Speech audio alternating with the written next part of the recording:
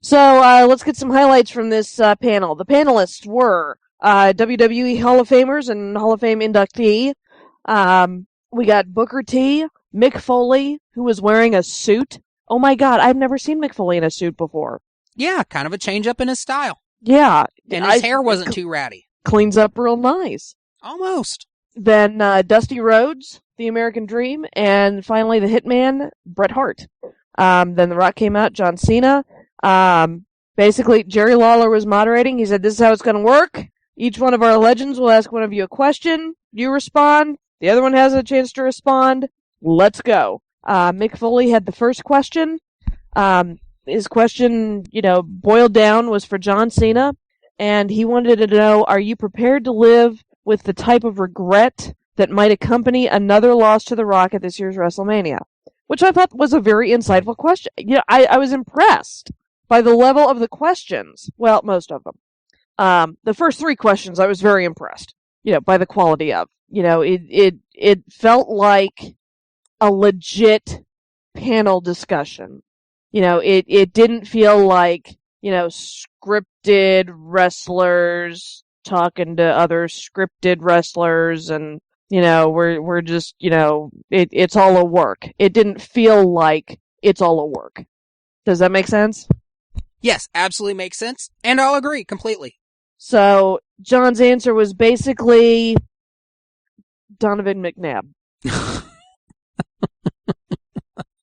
That was his answer. And the response from the crowd is like, what? Yeah, the crowd was not amused with the Donovan McNabb reference.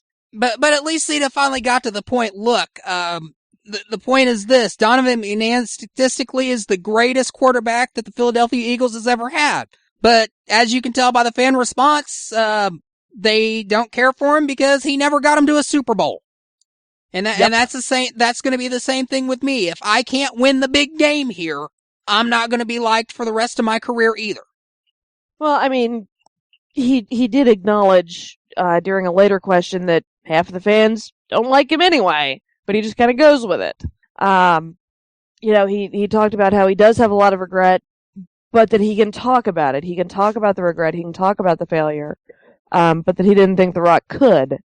And The Rock started talking. He talked about how when he was 23 years old, he was so broke he had to get a mattress out of a dumpster behind a motel.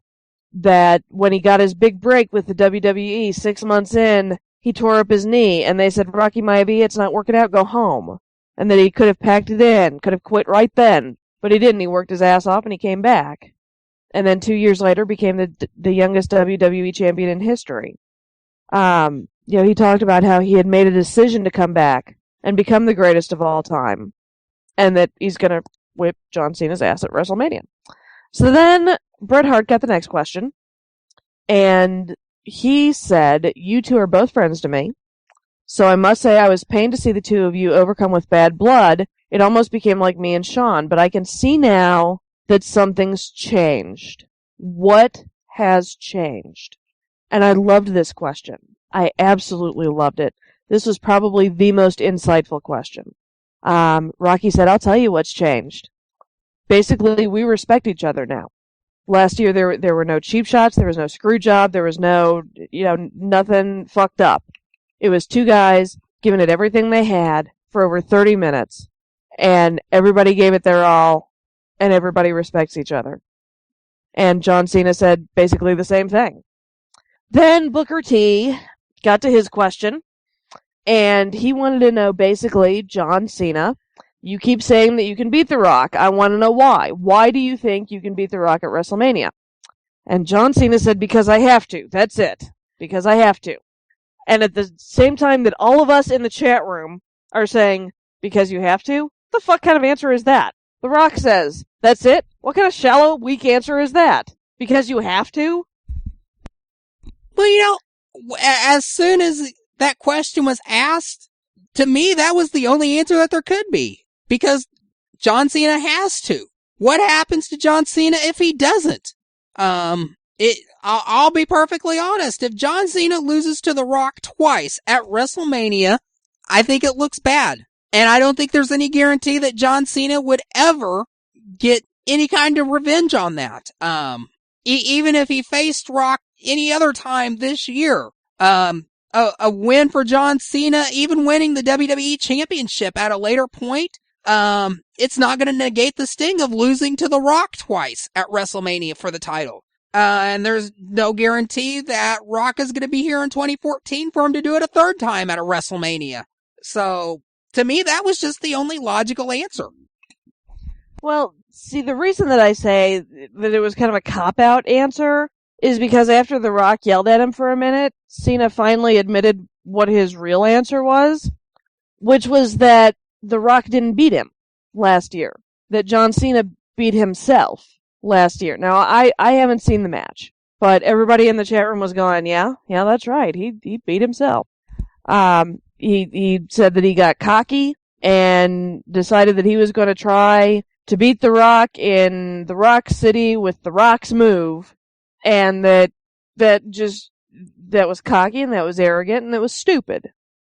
You're right. And he was absolutely on point on that. And I thought that made that answer way better. So in retrospect, the simple answer that he gave was a great setup to the deeper, more emotional answer that he had. Yeah. I suppose I'll go with that, I guess. The Rock's response to that I thought was great.